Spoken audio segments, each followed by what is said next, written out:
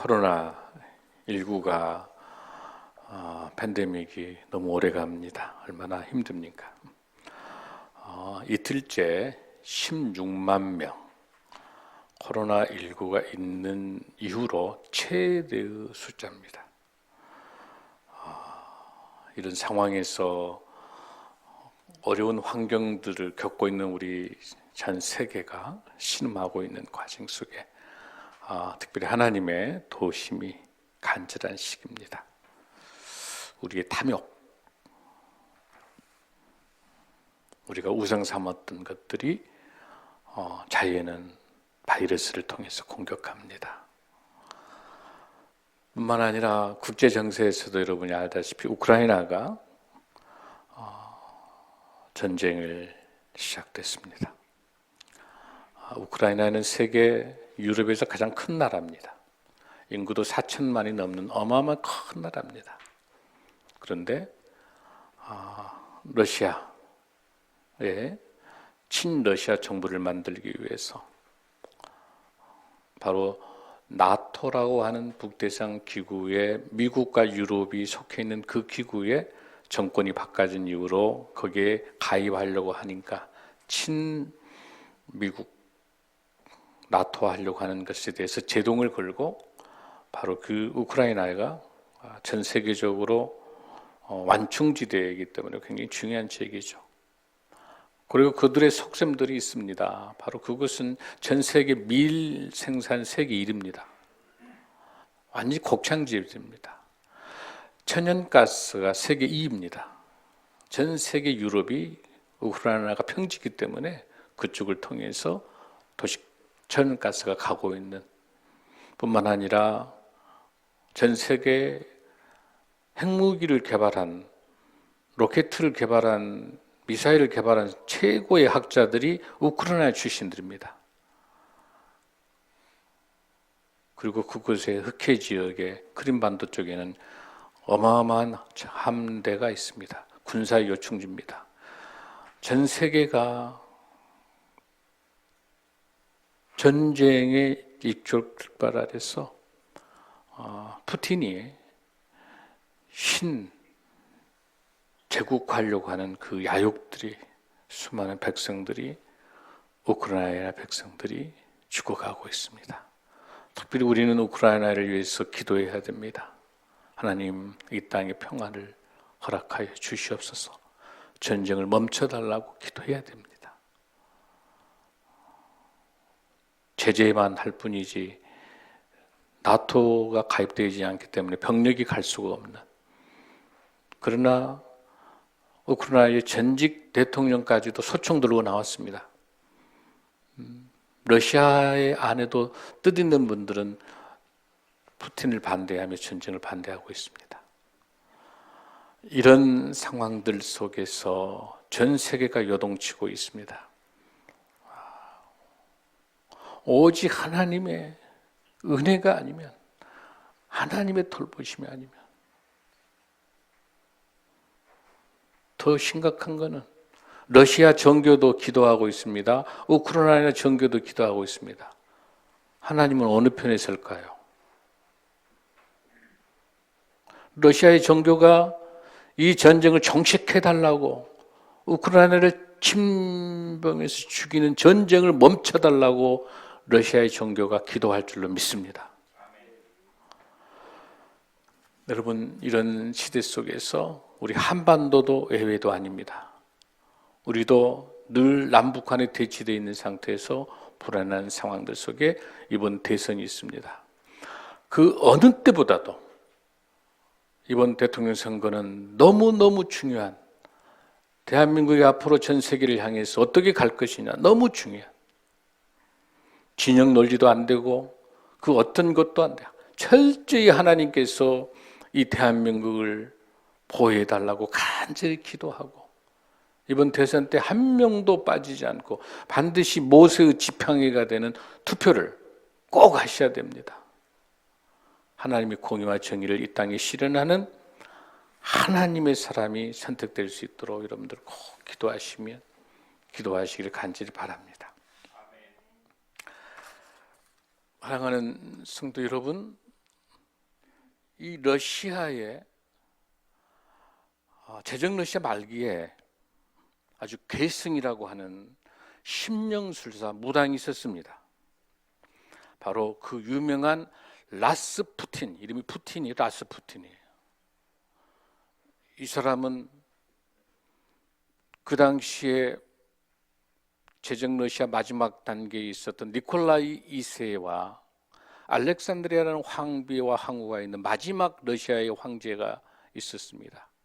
그의 아들 알렉세이라고 하는 이 황태자가 혈우병에 일렸기 때문에 수많은 심령술사를 데리고 와서 초청했었습니다. 바로 이때 등장한 사람이 라스푸틴이라고 하는 이 심령술사입니다.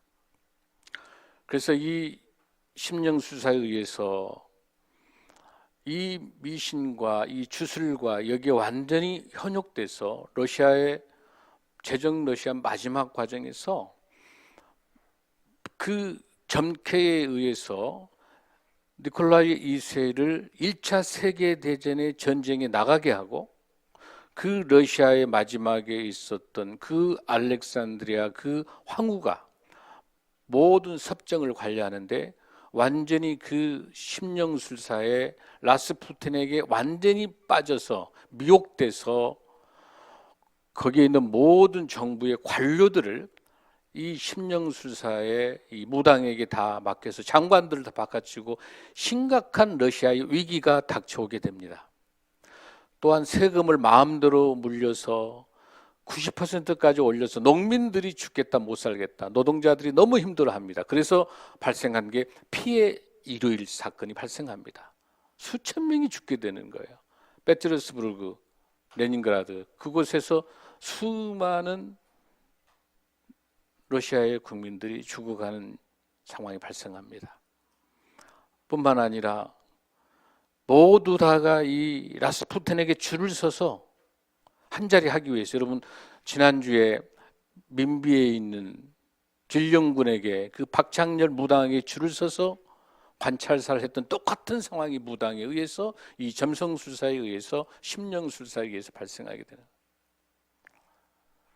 그러고 난 다음에 완전히 이 알렉산드리아라고 하는 이 황후에게 완전히 넘어가 있는 이 황제 니콜라스 2세도 역할을 못하는 거예요. 완전히 그 여자에 의해서 다 그 심령술사에 의해서 라스푸틴에게 다 넘어가는 거예요. 그렇게 해서 로마노프 황제 제국, 로마노프 그 제국의 제정 러시아 제일 마지막에 멸망이 오게 된 것이 바로 이 라스푸틴이라고 하는 무당이 나라를 러시아를 말아먹게 됐고 그 뒤로 바로 이어서 볼셰비키 혁명, 다수 민중의 혁명이라고 하는 볼셰비키 혁명이 일어나고 바로 막스 레닌에 의해서 최초의 세계 공산주의가 시작하게 된 배경이 여기에 있는 겁니다. 한 나라를 흔들어 버렸던 이 라스푸틴. 그래서 러시아가 마지막 그 제정 러시아가 끝을 보고 바로 15개의 나라로 나눠졌던 분리됐었던 우크라이나뿐만 아니라 수많은 나라로 독립했던 그 나라가 다시 현 푸틴에 의해서 다시 제국화할 수 하는 이 소련의 이 러시아의 재침략이 지금 우크라이나 사태입니다. 여러분 우연이 아닙니다. 지금 상황이 러시아의 상황과 우크라이나의 상황과 이 라스푸틴이라고 하는 러시아를 제정 러시아를 정말로 오게 했던 즉 공산주의를 만들어냈던 볼셰비키 혁명을 일으켰던 큰 원인 중에 하나가 바로 이러한 수많은 노동자 농민들을 힘들게 했던 이 나라를 말아먹었던 이 무당에 대한 이 심령술사 이 문제도 결코 남의 문제가 아닙니다. 사랑하는 성도 여러분, 오늘 우리가 지난주에 우리가 봉독했었던 말씀 중에서 바로 그 악령 중의 악령, 아합 왕과 아합 왕을 완전히 혼미하게 미혹시켰던 바로 이세벨이라고 하는 그 최고의 악녀가 똑같이 북이스라엘을 이렇게 최악의 상태로 몰아가고 있는 상황을 우리가 보고 있었습니다. 여러분, 지난주에 제가 설교하다가 멈췄었죠? 어디까지 기억나세요, 여러분들? 바로 바알 선지자 450명과 아세라 400명에서 850명의 그 제사장들이에요. 근데 여러분들 여기서는 우리 하나님을 섬기는 제사장 선지자가 아니에요. 바로 누가? 이사벨이 시돈, 페니케아 그 지역에 있는 시돈 지역에서 바알을 섬겼던 그 우상을 가지고 오면서 온 그를 믿었던 사람들이에요. 그러면서 어떻습니까, 여러분들? 하나님께서 놀랍게 기도의 응답을 요청하게 되는 거죠, 여러분들. 그 본문 중에서 18장 21절에 보면은 어느 때까지 둘 사이에서 머뭇머뭇하려느냐? 여호와가 만일 하나님이면 그를 따르고 바알이 만일 하나님이면 그를 따르라. 머뭇머뭇거리느냐라고 엘리야는 우리 그 당시 이스라엘 백성들에게 질문하고 있는 거예요. 지금 여러분에게 질문하고 있어요. 하나님이냐 바알이냐? 여러분에게 질문하고 계세요, 하나님께서. 그래서 하나님께서 24절에 보면은 불로 응답하신 그가 하나님이다. 만약에 불로 심판하게 된다면 그를 하나님이다라고 그때 모여있던 많은 백성들이 고백하게 됩니다. 그러면서 여러분들 36절에 보면은 뭐라고 되어 있습니까? 아브람과 이삭과 이스라엘의 하나님 여호와여, 주께서 이스라엘 중에서 하나님이신 것과 내가 주의 종인 것과 내가 주의 말씀대로 이 모든 일을 행하는 것을 오늘 알게 하옵소서. 지금 이 시간에 돌을 쌓고 거기다가 여러 가지 송아지 각을 떠가지고 제사 지내면서 만약에 바알신이 참신이면 바알신이 기도할 때 제사 지낼 때 바로 그것에 불이 내릴 거고, 그렇지 않으면 하나님이 참신이면 하나님께 기도할 때 불이 내린다는, 그걸 백성들이 믿겠다 이렇게 이야기하는 거죠. 그러면서 37절에 이렇게 엘리야가 기도합니다. 우리 같이 읽습니다. 시작. 여호와의 내게 응답하소서, 내게 응답하옵소서. 이 백성에게 주 여호와는 하나님이시건가, 주는 그들의 마음을 돌이키심을 알게 하옵소서. 할렐루야. 먼저 바알과 아세라에 대해서 기도할 때, 제사를 지낼 때 응답하지 않았었을 때, 자, 누가? 엘리야가 간절히 기도합니다. 오 하나님이여 내게 응답하옵소서, 응답하옵소서 할 때, 자 38절에 뭐라고 하나님께서 역사하십니까? 38절 시작. 이에 여호와의 불이 내려져 번제물과 나무와 돌과 흙을 태우고 또 도랑의 물을 핥은지라. 할렐루야. 하나님께서 불을 내리실 줄로 믿습니다. 오직 하나님만이 참 하나님인 줄로 믿습니다. 그리고 난 다음에 지금 문제가 뭐예요? 3년 6개월 동안 가뭄 들었잖아요. 이 가뭄 들어있는 것을 이제는 하나님께서 불로 심판하신 하나님께서 하나님이 참 하나님이시라 한다면 뭣도 해결이 돼야 되죠? 가뭄 들어있는 이 땅에 물을 부어 주셔야 돼요. 비를. 할렐루야. 엘리야가 기도합니다. 39절에서 모든 백성이 보고 엎드려 말하되 여호와 그는 하나님이시로다. 여호와 그는 하나님. 이제야 하나님인 것을 백성들이 고백하는 거야. 불을 보고. 그러고 난 다음에 이제 엘리야가 뭐라고 하냐? 엘리야가 사환을 시켜서 엘리야가 야 너 지금 저기 갈멜산 저쪽 올라가 가지고 봐봐. 저쪽에 조그마한 구름 한 점이 온가하는 거 봐라. 엘리야 선생님 안 오는데요. 야 한 번 더 가봐라. 2번, 3번, 4번, 7번 가보는 거예요. 그랬더니 갈멜산이 있는 왼쪽에 바로 그 지역이 지중해이기 때문에 그쪽에서 작은 하얀 조그마한 손바닥만한 구름이 쫙 몰려오고 있는 거예요. 7번째 그 사환이 가보고 난 다음에 43절에서 그의 사환에게 이르되 올라가 바라 쪽을 바라보라. 그가 올라가 바라보고 말하되 아무것도 없나이다. 이르되 7번째 다시 가라. 7번째 뭐야? 하나님께서 끊임없이 응답하실 때까지 기도할 때 기도하면 하나님께서 응답하실 줄로 믿습니다. 그러고 난 다음에 44절에서 조그만한 손바닥만한 구름이 쫙 올라오는 거예요. 그랬더니 45절에서 뭐라고 합니까? 조금 후에 구름과 바람이 일어나서 하늘이 깜깜해지며 큰 비가 내리는지라. 할렐루야. 자, 이것은 엘리야가 위대한 선지자니까 일어난 일입니까? 아니죠.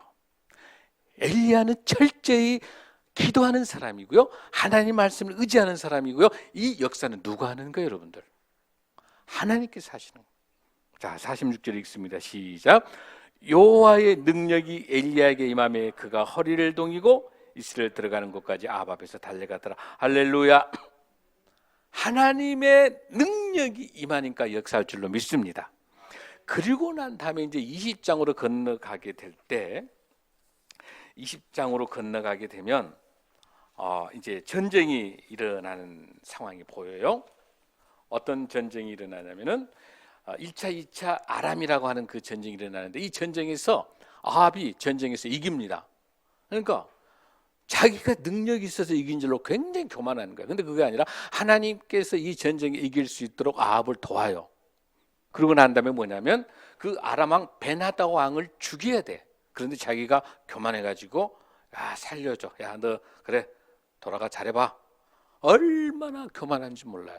그런 전쟁을 치르면서 교만한 아합이 아주 얼마나 거만을 떤지 몰라. 하나님의 은혜를 모르고 있는 거야. 분명히 엘리야를 통해서 갈멜산 사건에 비가 오지 않았을 때, 또 그 제사를 지냈을 때 그 불이 내려가지고 그 사건을 해결했음에도 불구하고 그걸 봤잖아요. 이번 이 전쟁에서, 아람하고의 전쟁에서도 20장에서 이겼거든요, 봤거든요. 그런데도 불구하고 하나님을 신뢰하지 않는 거예요. 왜? 이미 이세벨이라고 하는 이 악령에 사로잡혀 있는 거예요. 이미 아방은 이미 귀신 들려 있는 거예요. 이미 이 이세벨이라고 하는 이 바알 악령에 지금 들어있는 거니까 헤어나지 못하고 있는 거예요. 분별할 수 없는 거예요. 그런 상황에서 우리가 오늘 본문의 21장으로 우리가 들어가야 되는 거예요. 자, 21장은 어떤 걸 말하냐면, 자, 이제 전쟁에도 이겼네. 그러고 난 다음에 이제 거만을 떨고 있다가 마침 이스라엘 그 땅에, 지금 이제 사실 사마리아가 본 궁정이 너무너무 수정으로 너무나도 아름답게 지어져 있는데, 이제 날씨가 좀 더우니까 여름 궁정을 만들기 위해서 아주 땅이 좋은 이스르엘이라는 그 지역에다가 여름 궁정을 만든 거예요. 근데 그 자기 궁에 딱 있다 보니까 바로 그 옆에 아주 아름답고 좋은 포도원이 있는 거예요. 그러니까 이 포도원이 있으니까 뭔 생각나냐면, 여기에다가 자기가 채소도 좀 심고 먹거리도 좀 만들고 여기다가 청원 만들면 좋겠다는 생각하니까 욕심이 나는 거예요. 그래가지고 그 나봇이라고 하는 그 나봇에게 그 포도원을 달라고 해요. 근데 이 포도원을 달라고 하니까 나봇은 청천벽력 같잖아요. 조상 대도로 받았던 그 나봇의 포도원인데 그 아합이, 그 아합왕이 그걸 뺏으려고 한단 말이에요. 그런데 뺏을 수가 없는 게, 아합이 뭘 하냐면은 그래도 하나님의 말씀에 대해서는 옛날에 배웠을 거 아니에요. 이 땅을 뺏으면 안 된다는 걸 알기 때문에, 야, 나보다 내가 돈을 좀 줄라니까, 야, 좀 더 아름다운 곳에다가 너 딴 데도 옮겨갈래? 좀 대신 이걸 좀 옮겨갈래? 이거 나한테 팔고, 이렇게 이야기하는 거예요. 그런 내용 속에 있다가 드디어 이제 오늘 우리가 본문에 있었던 3절을 한번 읽습니다. 시작. 보시 아합에게 말하되 상의 유산을 왕에게 주기를 여호와께 금하실지도다 하니. 이 땅은 누가 주신 거예요? 조상 하나님께서 주신 땅이니까 팔 수가 없는 거예요, 여러분들. 뻔히 이 땅은 팔 수 없다는 것이 아합이 알아요, 몰라요? 알아요.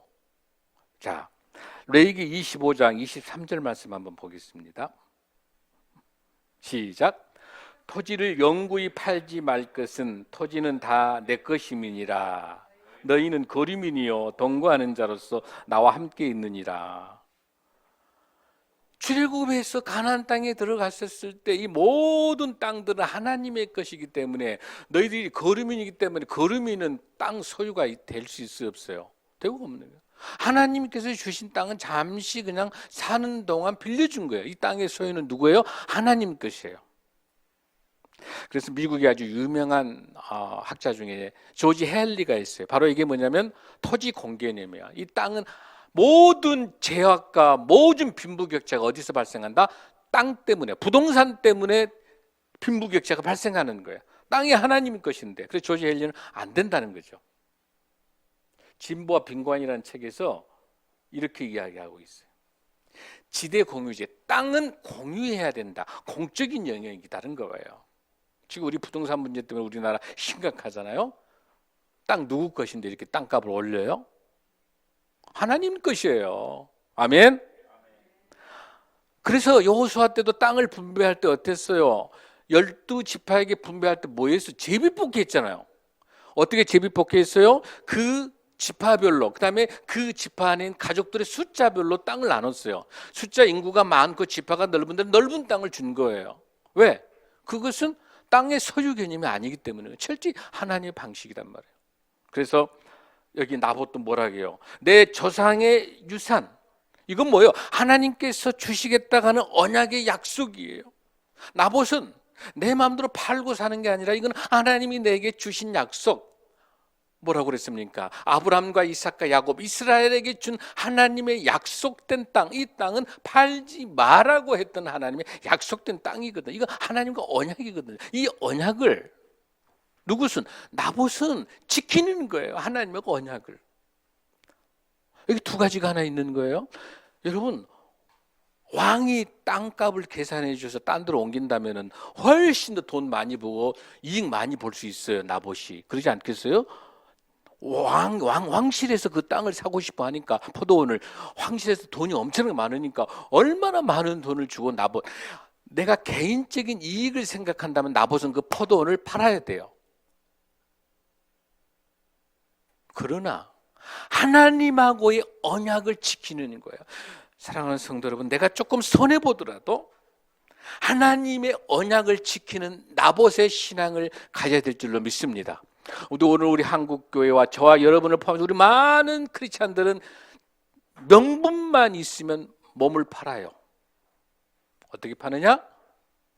돈이 된다면 신앙은 적당한 거예요. 하나님하고의 언약 10계명의 말씀 속에 있는, 나 외에 다른 신을 두지 말라라고 하는 하나님의 말씀이 있음에도 불구하고 또 다른 신들 우상을 수많이 섬깁니다. 크리스찬들 중에서 23%가 전보로 다닙니다. 이게 뭐예요, 여러분들? 나봇 같으면, 나봇의 신앙이라 한다면 이익되지만 전보고 무당에 대한 속성이 뭐라고 그랬어요? 그 전보로 오는 사람, 무속에게 굿하는 사람에게만 이익 주는 게 무당이잖아요, 여러분들. 하나님의 방법은 어떤 거예요? 내게 이것이 은혜롭지 못하고 옳지 못한 거면 하나님의 방법과 하나님의 시간표 속에서 우리가 하는 기도를 막으신다는 거예요. 지금 내 생각에는 그것이 좋은 일 같지만, 내게 성공한 것 같지만 그 길로 가게 되면 망하기 때문에 하나님이 막으신다는 거예요. 할렐루야. 이 나봇의 이 신앙을 우리가 다시 한번 되돌아봐야 돼요. 자, 그랬더니 나봇은 두 가지를 하고 있죠. 자기 목숨을 건 거야. 왕의 명령에 거부하면 뭐예요? 죽음이잖아, 죽음. 그러니까 나봇은 두 가지 일을 선택했다는 걸 잘 보셔야 돼. 하나는 뭐냐면 왕의 명령을 거부하니까 죽음하고 신앙하고 바꿨다는 사실이야. 할렐루야. 두 번째, 어마어마한 세상에 많은 금은 보화와 그 많은 이익, 눈앞에 엄청난 이익, 명예, 자랑, 나의 돈, 만모니즘에 대한 것들하고도 차단하는 거예요. 사랑하는 성도 여러분, 이 나봇의 이 신앙을 보셔야 됩니다. 이거는 철저히 하나님의 언약 때문입니다. 4절에 한 말씀 한번 읽겠습니다. 자, 시작. 이스라엘 사람 나봇이 아합에게 대답하여 이르기를, 내 조상의 유산을 왕께 줄 수 없다 하므로 아합이 근심하고 답답하여 왕궁으로 돌아와 침상에 누워 얼굴을 돌리고 식사를 아니하니. 참 이런 쫌팽이 같은 왕. 여기에 근심하고 답답하라는 뜻은 이렇게 나와 있지만은 원어 히브리에 보니까 화를 낸다는 뜻이에요. 그러니까 씩씩거리는 거야. 왜냐하면 최소한 아합이 뭐냐면 하나님의 언약의 말씀을 자기도 알기 때문에 명색이 북이스라엘 왕이잖아요. 그러니까 이 성경 말씀을, 레위기 말씀을 아는 거야. 여호수아 말씀, 이 레위기 말씀을 알기 때문에 차마 뺏지 못하고 갖고는 싶은데 못 가지니까 막 속이 타니까 밥도 못 굶고 있는 거야. 그랬더니 이제 한술 덜 떠. 여러분들 봐요. 자, 5절 한번 읽습니다. 시작. 그의 아내 이세벨이 그에게 나와 이르되 왕의 마음에 무엇을 근심하여 식사를 아니하나이까. 자, 드디어 이제 누가 등장해요, 여러분들? 이세벨이 등장해. 여러분, 이세벨은 어떤 황후죠?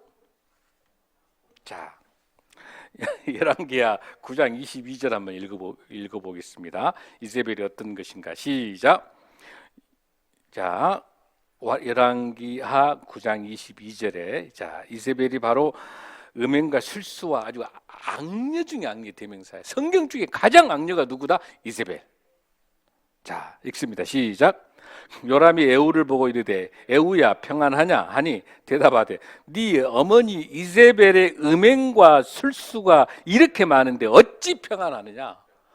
이렇게 어마어마한 음행과 술수와 이렇게 무속을 하고 이렇게 악령을 꺼뜨리는데 내가 어떻게 편안하겠냐, 이렇게 답하고 있어. 이런 이세벨이, 자, 그런 악녀의 이세벨이 5절에서 그렇게 말하는 거야. 왕이여 무엇을 근심하여 식사를 하나이까 했더니, 자, 6절 한번 읽어봅니다. 시작. 이스라엘 사람 나봇에게 말해 이르기를 내 포도원을 내게 주되 돈으로 바꾸거나 만일 내가 좋아하면 내가 그 대신에 포도원을 내게 주리라 한지 그가 대답하기를 내가 내 포도원을 내게 주지 아니하겠노라 하기 때문이다. 이것 엄청난 거짓말을 세 가지 하고 있어요. 그 앞에 나와 있는 본문에 뭐라고 나오냐면은 그것은 어떤 내용이 들어가죠? 이 포도를 뭘로 바꾼다? 채소밭으로 바꾼다는 말 빼버렸죠. 그러니까 정원 만든 말을 빼버린 거예요 지금. 그다음에 두 번째 뭐 빠졌어요? 네가 만약에 이 포도원을 팔면은 더 좋은 포도원을 사게 해주겠다라고 하는 그 말도 여기서 빠졌어요. 거짓말하고 있어요. 그다음에 세 번째 제일 중요한 게 뭐예요? 여러분, 원래 했었던 말을 생략하는 것이 엄청나게 큰 거짓말이에요.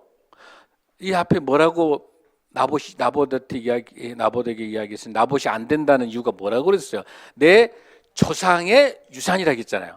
하나님이 주셨던 내 조상의 유산, 그 말을 이 본문에서 6절에 있어요, 없어요? 없어요. 거짓말하는 거예요. 그러니까 아합이 입만 열면 거짓말이야. 누구의 남편이니까? 이세벨의 남편이니까 금방 알 일을 거짓말해요. 조상의 유산 때문에 안 된다 하더라, 이런 말들을 이세벨에게 해줘야 되지 않겠어요, 여러분들? 근데 안 해요. 자, 그랬더니 악녀 이세벨이 뭐라고 한가 보겠습니다. 7절 읽습니다. 시작. 그의 아내 이세벨이 그에게 이르되 왕이 지금 이스라엘 나라를 다스리시나이까 일어나 식사를 하시고 마음을 즐겁게 하소서. 내가 이스라엘 사람 나봇의 포도는 왕께 드리리다. 이세벨은 뭔 믿는 구석이 있을 게 큰 소리에 떵떵. 이게 국정농단이야. 이게 국정농단이에요. 하나님께서 하지 말라고, 하나님의 포도원, 하나님의 땅을 사고 팔 수 없는 것인데 이거를 누가? 이세벨은 어느 출신이에요, 여러분들? 시돈이라고 하는 바알을 섬기는. 바알은 뭐예요? 비가 오게 하고, 근데 실제 비도 오지 않았죠. 이런 우상을 숭배하는 그 바알신, 풍요와 번개와 불과 이런 신을 믿는 이 이세벨이 자기가 큰소리 뻥뻥 치는 거예요. 아, 왕이요, 뭘 걱정하고 밥 먹, 내가 다 뺏어준다는 거죠. 왜? 바알신의 개념은 뭐예요? 모든 땅이 내 땅이야. 바알신의 그 바알이 하는 이 귀신이 하는 것은 뭐냐면 모든 것이 내 것이야. 그러니까 모든 땅이 내 것이라고 믿는 바알신을 믿는, 이방신을 믿는 이세벨이 이 땅이 누구 거예요? 이세벨 것이고 누구 거예요? 아합 것으로 생각하는 거야. 뭘 모르니까? 하나님의 말씀을 모르니까. 여러분, 여러분의 며느리나 아들 중에서 신앙이 없었을 때 이거 그대로 충돌해. 이게 가정에서, 교회에서, 직장에서, 나라도 똑같이 적용되는 거예요. 하나님의 말씀을 모르면 모든 게 내 것인 거예요. 만몬이즘이 우상되는 거예요. 지금 그렇게 하고 있어요. 그러면서 어떻게 이 이세벨이 모사를 꾸미는가 보세요. 8절입니다. 시작. 아합의 이름으로 편지들을 쓰고 그 인을 치고 봉하여 그의 성읍에서 나봇과 함께 사는 장로와 귀족들에게 보내니, 또 사문서 위조에 공문서 위조하고 있어요. 아합의 이름으로 편지를 써서 그 나봇이 살고 이스라엘에 살고 있는 장로와 귀족들에게 편지를 보내는 거예요. 거짓말 편지를 보내게 됩니다. 9절 시작. 그 편지 사연에 이르기를 금식을 선포하. 그러니까 구색은 맞춰 금식 선포한단 말. 그러니까 형식은 갖추고 있는 것처럼 보여요. 무슨 일이 발생하고 급한 일을 하려면 금식한다는 거 알아. 이거는 뭐예요? 다 그 지역의 풍습처럼 있는 거니까. 그러면서 나봇을 백성 가운데 높이 앉힌 후에 10절 시작. 불량자 두 사람을 그의 앞에 마주 앉히고 그에게 대하여 증거하거늘 네가 하나님과 왕을 저주하였다 하여 곧 그를 끌고 나가서 돌로 쳐 죽이라 하였더라.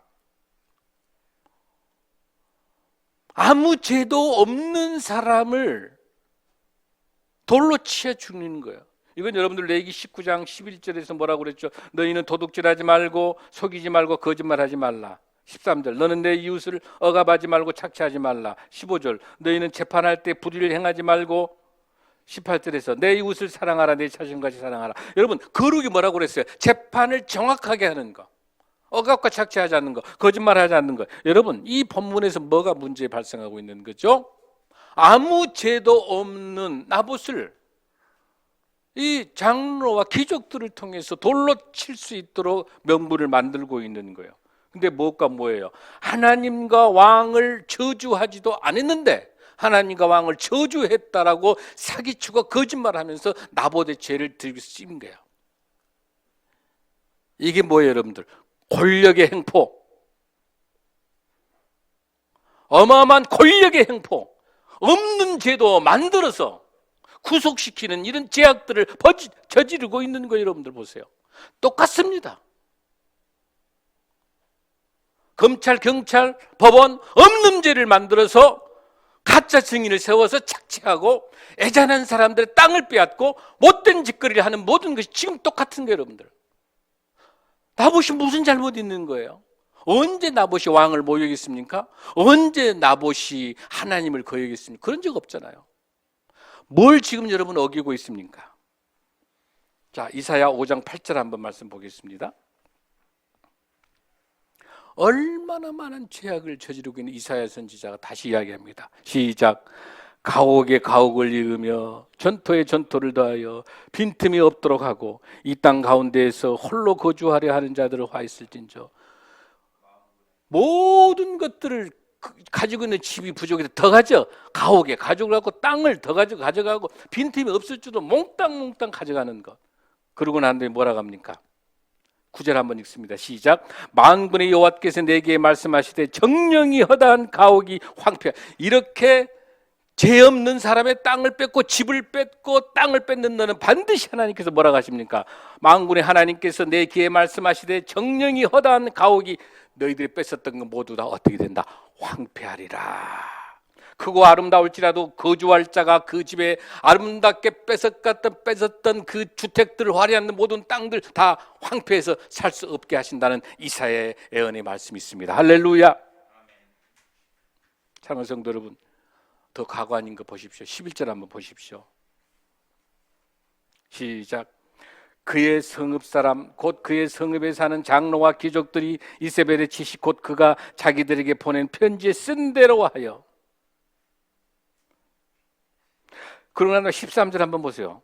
때에 불량자 두 사람이 들어와 그의 앞에 앉고 백성 앞에서 나봇에게 대하여 증인을 하여 이르기를 나봇이 하나님과 왕을 저주하였다며 우리가 그를 성읍 밖으로 끌고 나가 돌로 쳐 죽이고. 이렇게 해서 죄 없는, 오늘 설교의 제목 보십시오.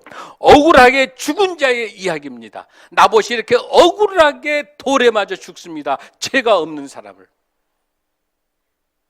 여러분, 무엇을 지금 거부하고 있습니까? 무엇을 어기고 있습니까? 이 두 불량자뿐만 아니라 하나님의 말씀을 알고 있는 장로와 귀족들이 하나님 말씀을 알고 있음에도 불구하고 이 왕권의 권력에 결탁돼서 그 권력에 결탁돼서 죄가 없는 애잔한 하나님의 사람 나봇을 죽이는 이 애잔하게 죽어가는, 이 억울하게 죽어가는 이 죽음의 이야기가 오늘날 이 성경에만 있습니까, 여러분들?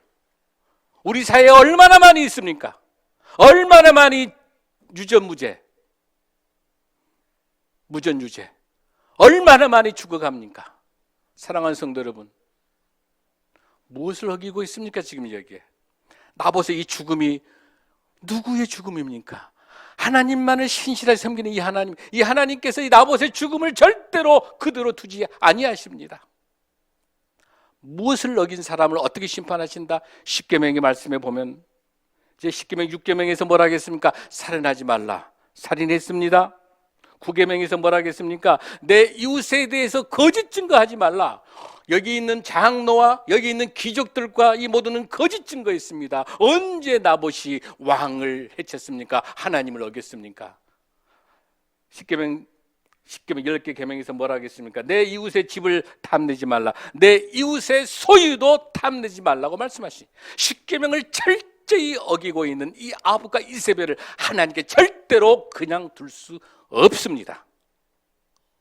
억울하게 죽은 이 나봇의 포도원의 이 사건은, 억울하게 죽어간 나봇의 이 사건은 하나님께서 이 억울한 죽음을 그대로 두지 않으시고 하나님께서 반드시 하나님의 역사로 하나님께서 분명히 심판하실 줄로 믿습니다. 그 심판을 위해서 하나님께서 어떻게 응답하시는지,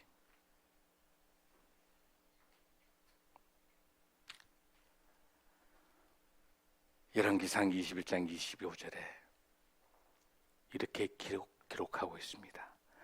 자기 아내 이세벨의 충동에 말려든 아합처럼 주님께서 보시기에 이렇게 악한 일을 하여 자기 목숨을 팔아버린 사람은 일찍이 없었다. 다음 주에 이어서 하겠습니다. 일어나시겠습니다.